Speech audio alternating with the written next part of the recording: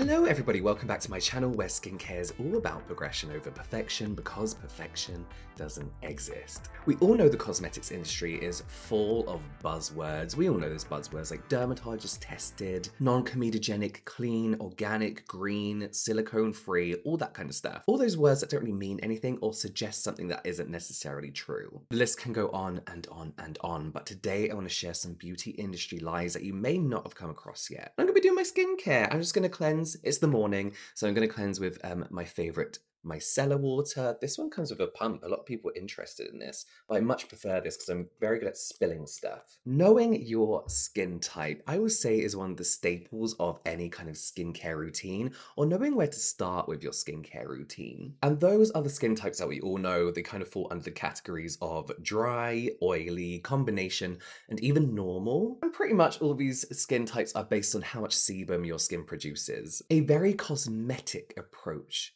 to working out your skin types. And that kind of makes sense because we're trying to work out what products we should buy for our skin types. So really, it is nothing more than marketing. There is an issue with this, which I'm sure many of us have come across, and this is the fact that our sebum production, our skin type changes throughout the seasons, throughout the year, depending on what our skin's going through, even depending on our age. Lifestyles, possibly changes in diet. But you get it, I have an oily nose, oily forehead, dry cheeks, but that can change, it changes, it really changes, pretty much just dependent on the weather. So I came across this article from the International Association for Applied Corneotherapy. Now, corneotherapy is a skin treatment methodology, with its core principle being about repairing and maintaining the skin barrier, according to their website. But this method kind of suggests that if you were to look at skin types on a more personalized level, there would be at least 16 different skin types. And this comes from dermatology professor Leslie Bowman. Each skin type consists of 4 different factors. So you have your dry or oily, sensitive or resistant, pigmented or non-pigmented, and then tight or wrinkle prone. For example, I would be oily, sensitive, pigmented, and tight. Not that I am pigmented, but I am prone to post-inflammatory hyperpigmentation. Is that a bit of cotton? That's annoying. So I'd be skin type OSPT. There is a catch here, however. If you go to the dermatologist's website, the doctor's website, you can kind of like work out your skin type and then it will match you up with products that they sell. But what I do like about this is it kind of opens you up to so many more options when it comes to skincare. Other things to consider about your skin, more so than just what your skin type says you can use. For example, when I had oily skin, I wouldn't just use products labeled for oily skin because they tend to be very drying and mattifying when really I wanted to be dewy and plump and hydrated. So knowing your skin type is more than just how much sebum your skin produces, and this kind of like idea that there are only 4 skin types opens you up to a whole bigger world of skincare and, you know, what you can really do for your skin.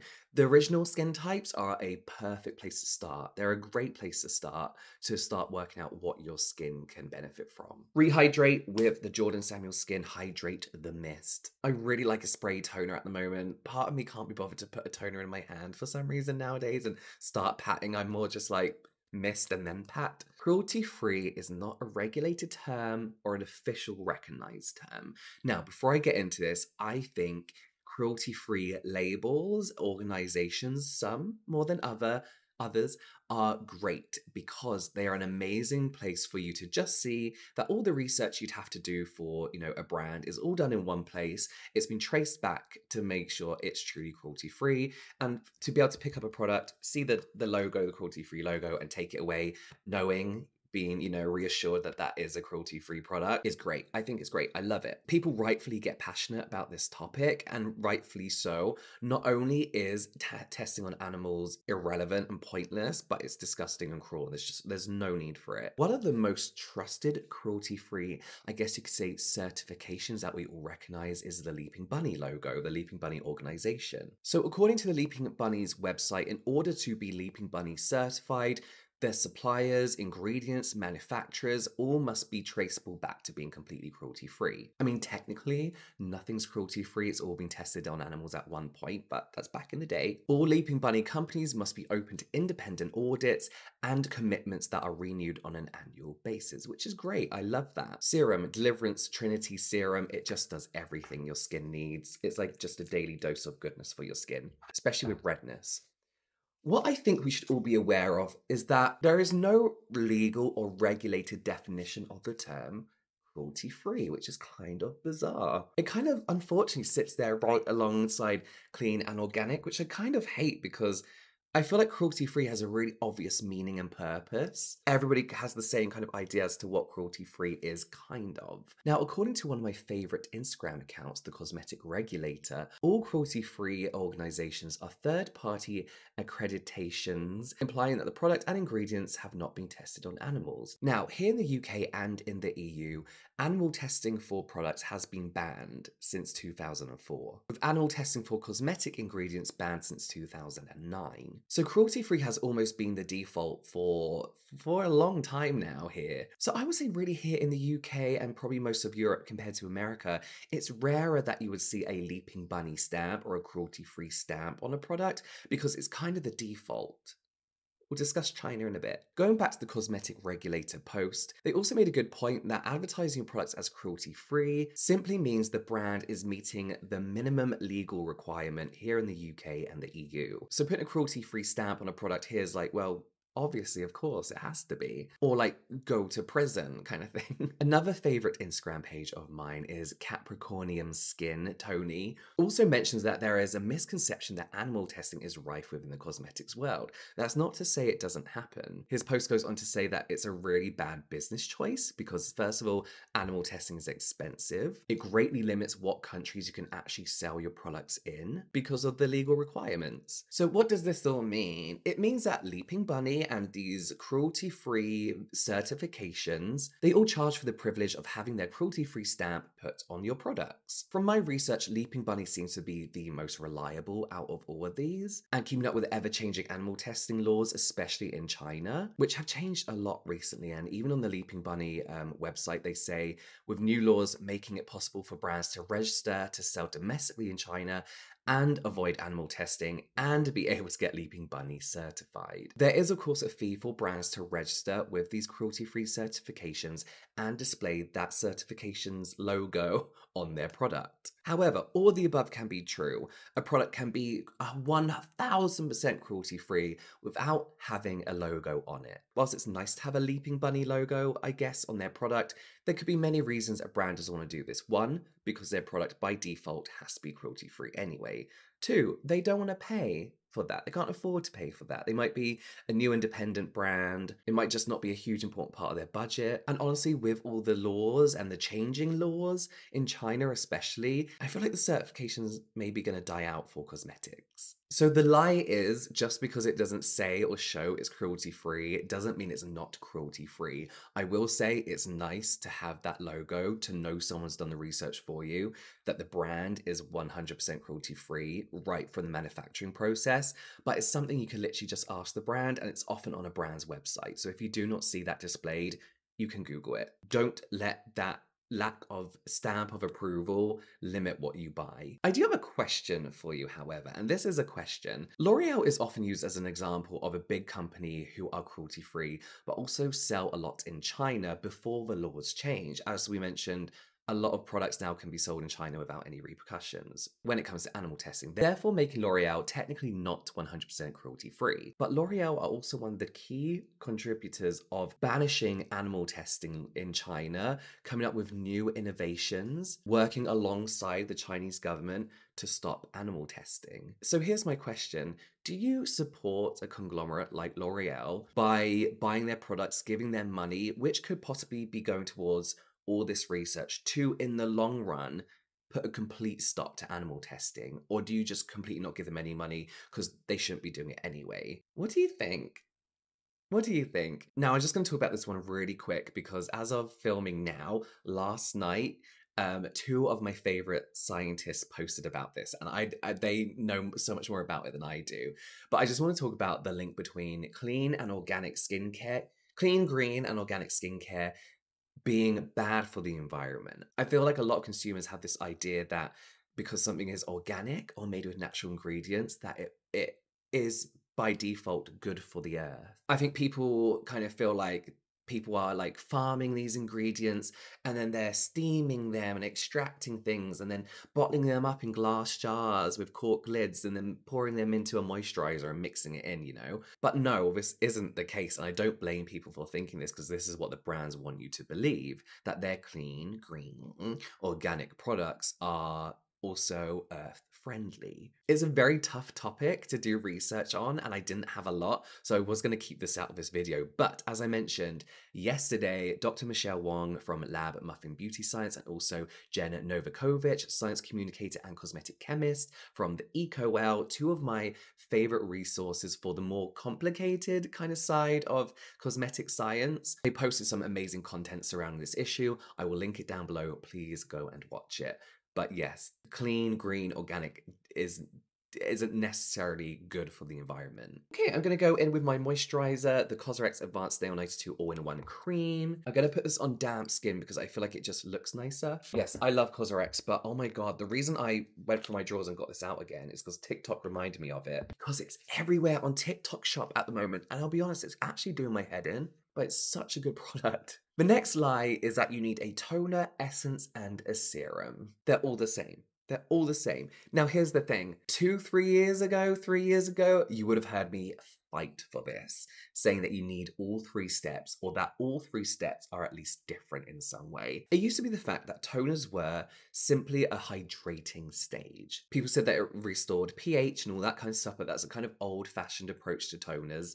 It was more astringent, but toners were purely there as a hydration stage.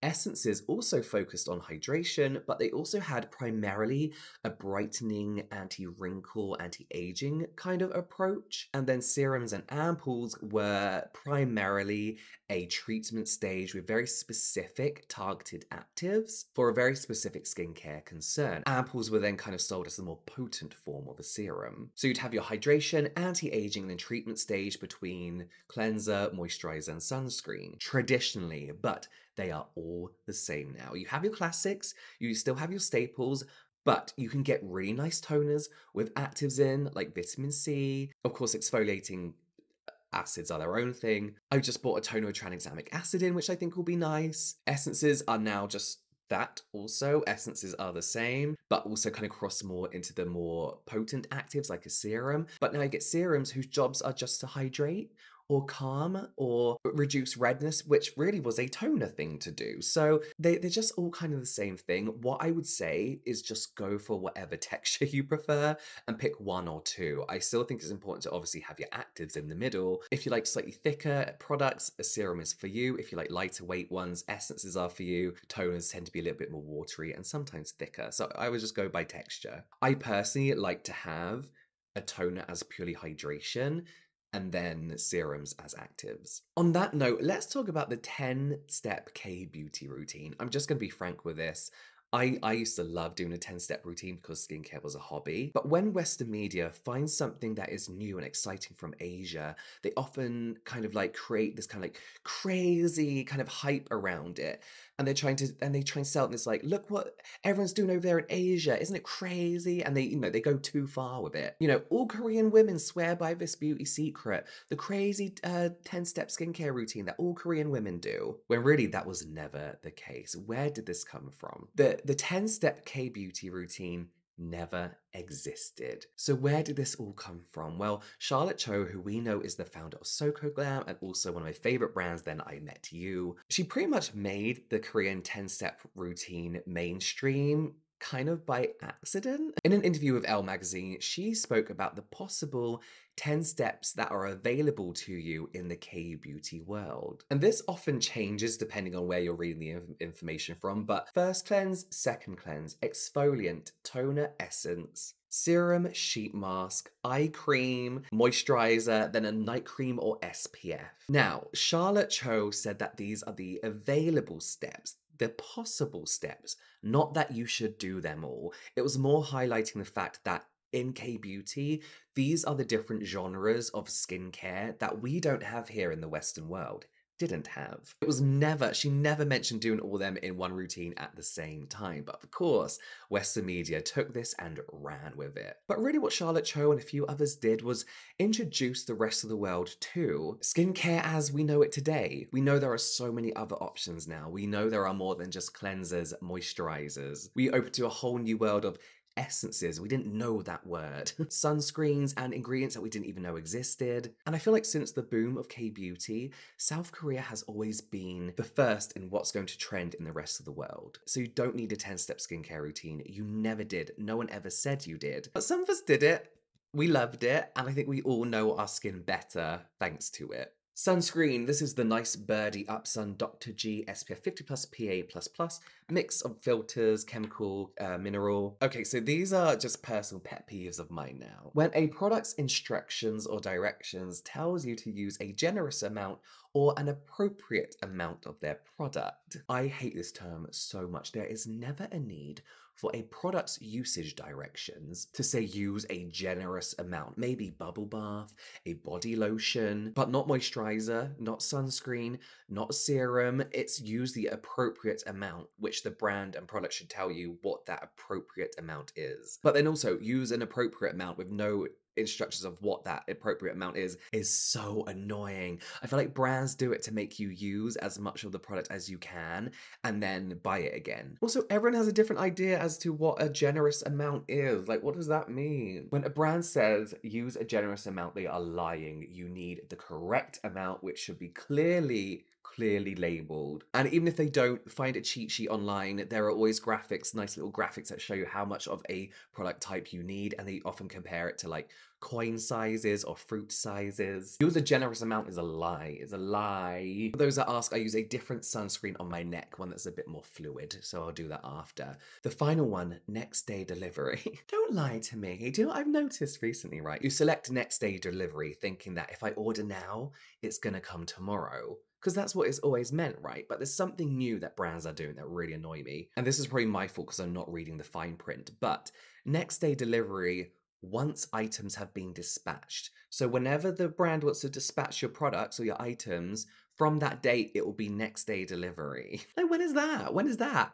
If I knew that, then I would just opt for the free 3 to 5 working day delivery. Do you know what I mean? Like, has anyone else noticed this? Why are brands doing that? It's such a weird thing to do. Don't say next day delivery if you're not going to literally do next day delivery. I'm going to finish on Glow Recipes Hyaluronic Plum Plump Hyaluronic Glossy Balm. This is nice and not too thick, but you can definitely make it thicker for a more occlusive kind of like lip mask in the evening. But during the day, you could do a nice thin layer and it's still kind of like keeps your lips nice and soft. So there we go. Those are some beauty industry lies. I still feel like they're more like little workarounds by brands or things done to let us to believe something. Let me know what you think about these in the comments down below. You can watch some more, I don't know, watch some product reviews here maybe and some general light entertainment here, and I'll see you over there.